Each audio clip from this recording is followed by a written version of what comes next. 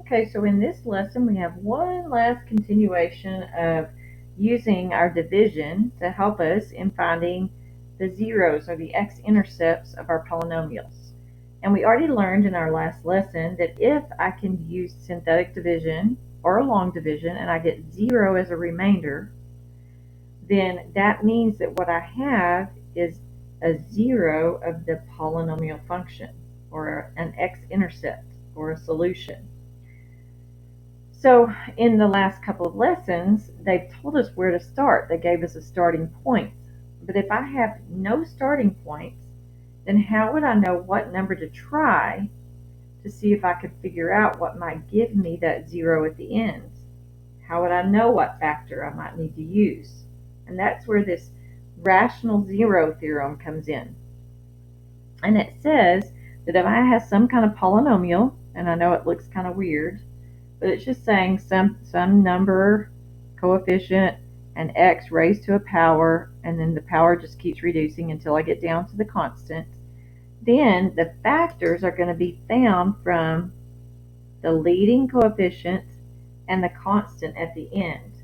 There will be some combination of p divided by q, and it could be positive or negative.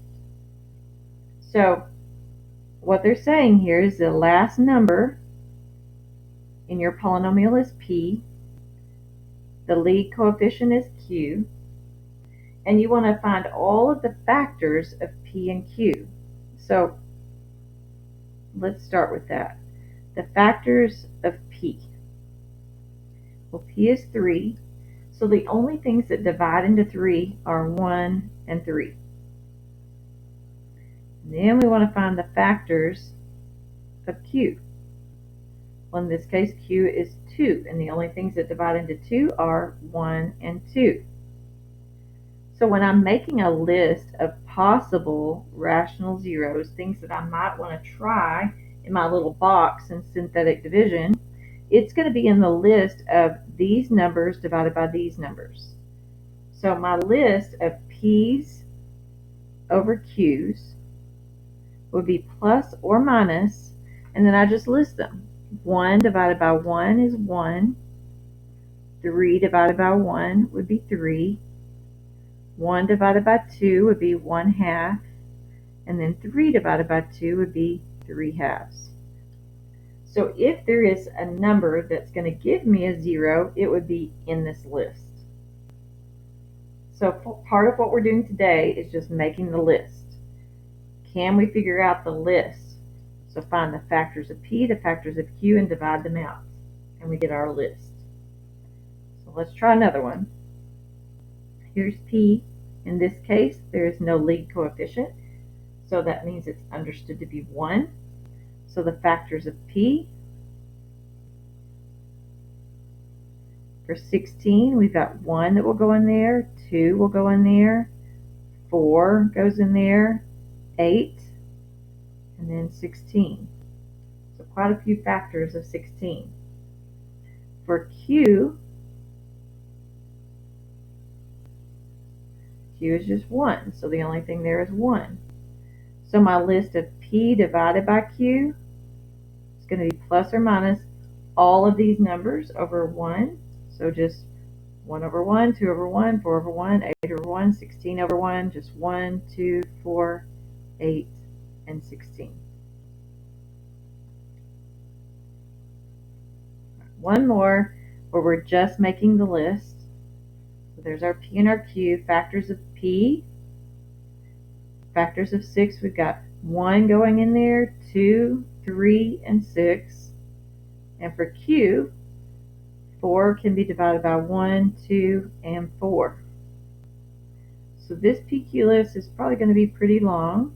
We've got plus or minus, and we can put all of those numbers over 1, which would just give us 1, 2, 3, and 6. Then we can put all of these numbers over 2. So 1 over 2 is 1/2. 2 over 2 is 1, but that's already in our list. Then we've got 3 divided by 2, 6 divided by 2, which is 3, but that's already in the list. And then we can put all of these numbers over 4. So we've got 1 over 4, Then we've got 2 over 4, but 2 over 4 is 1/2, already in the list. Then we've got 3 over 4 and 6 over 4. 6 divided by 4 is 3 over 2, and that's already in the list. So these would be the values that we would want to try to find a 0. So let's go through the whole process and see how this actually works. So here's my polynomial function. We're going to use the PQ values to find our list of possible rational zeros. So factors of P. P is 3, and the only things that go in there are 1 and 3. Q, 6. So the things that will divide into 6, 1, 2, 3, and 6. And so my P over Q list, I've got these numbers over 1, so 1 over 1 and 3 over 1, 1 and 3, positive or negative. Then I've got these numbers over 2, so 1 over 2 and 3 over 2. Then I've got these numbers over 3, so 1 over 3. And then 3 over 3 is 1, that's already in the list. And then these numbers over 6, so 1 over 6 and 3 over 6. But 3 over 6 is 1/2, and that one is already in the list as well. So now it says it wants us to actually find the rational zeros, see if we can find something that works. So we're going to choose some values from the list. And I don't know about you, but if I'm going to get to pick something from this list to work with, I'm probably not going to pick a fraction first. I think I would pick either 1 or 3. And remember that you could use +1 or -1, +3 or -3. Because if we can find a whole number that works, it's a lot easier than dividing by fractions. So let's just start with +1. We're going to put it in the box, and just like we did on the work from yesterday, we're going to list the coefficients. So 6, 5, -8, and -3. So we bring down the first number, we get 6, multiply times the box, we get 6, we add, we get 11. Multiply times the box, 11 times 1 is 11. We add those together, we get 3. 3 times 1 is 3, and we get a 0. That's what we're looking for. We're looking for one of these numbers that when we put it in the box gives us a 0 at the end. So very lucky that time. We got it the first try. That does not always happen. But I know from what we did before that this represents the solution for the division by x minus 1. So it's going to be 1 degree less, 6x squared plus 11x plus 3. So now what I want to do is try to factor this out again.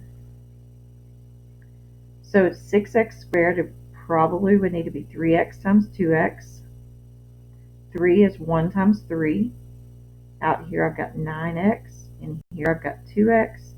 9 and 2 would give me 11. I just need them both to be positive.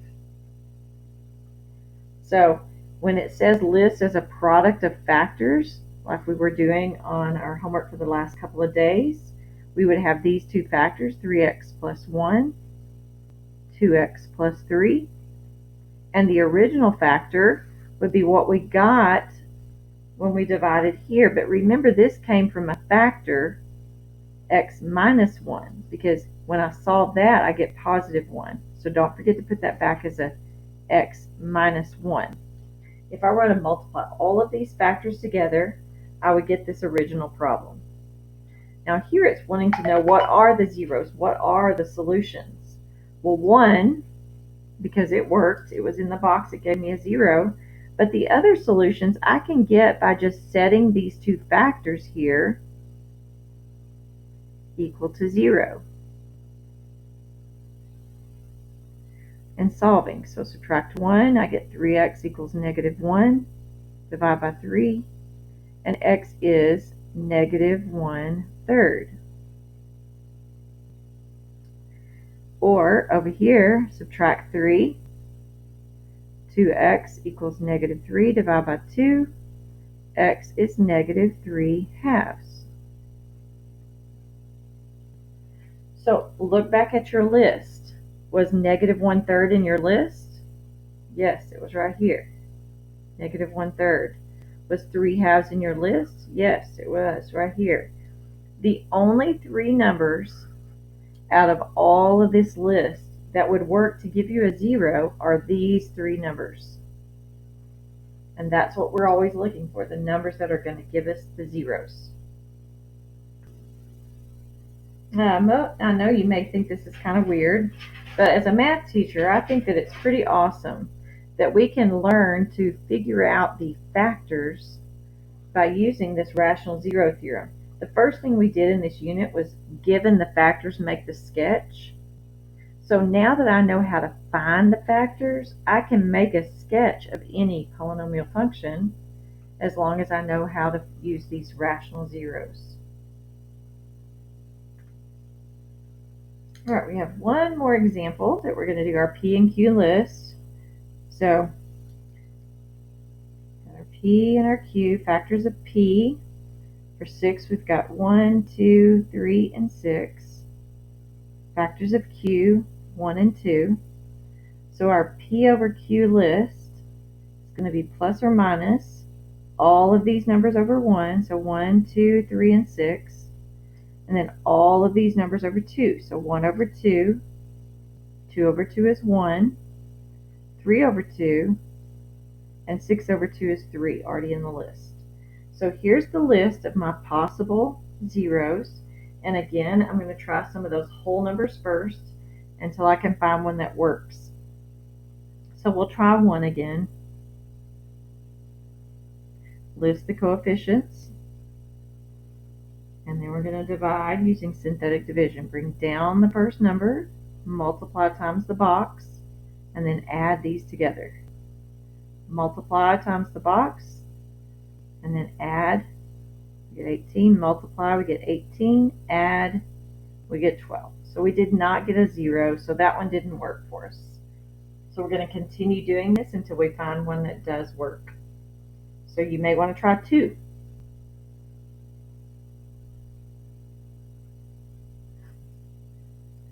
So if I bring down the 2, multiply, I get 4.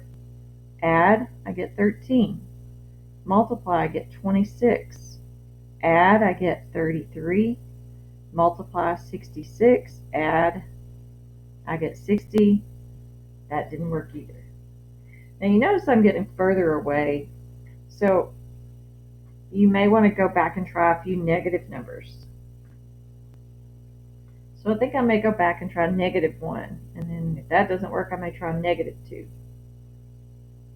So let's try -1.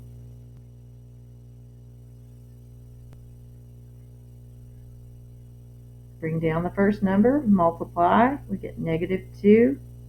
Add, we get 7. Multiply, we get -7. Add, we get 0. 0 times -1 is 0, so I get -6. So that didn't work, but the numbers didn't get quite as large, so let's try -2.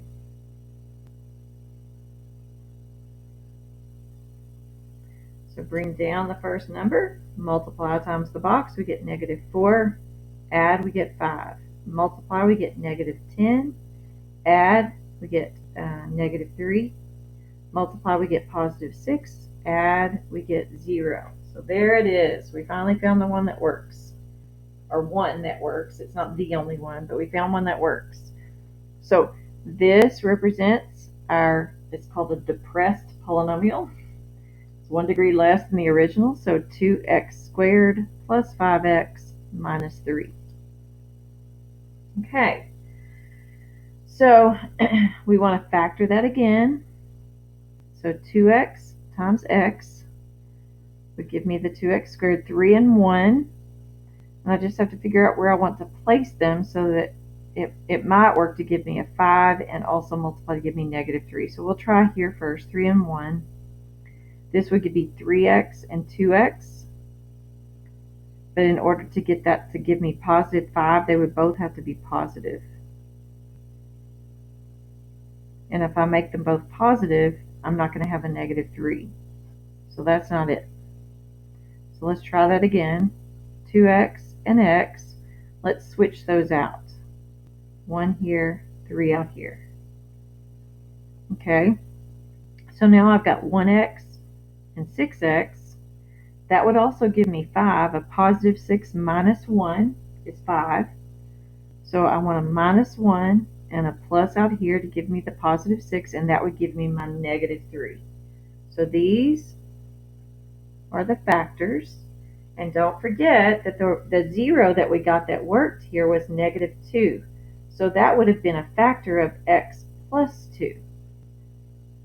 So the factors that give me the original problem are x plus 2, 2x minus 1, and x plus 3. The zeros, or the roots,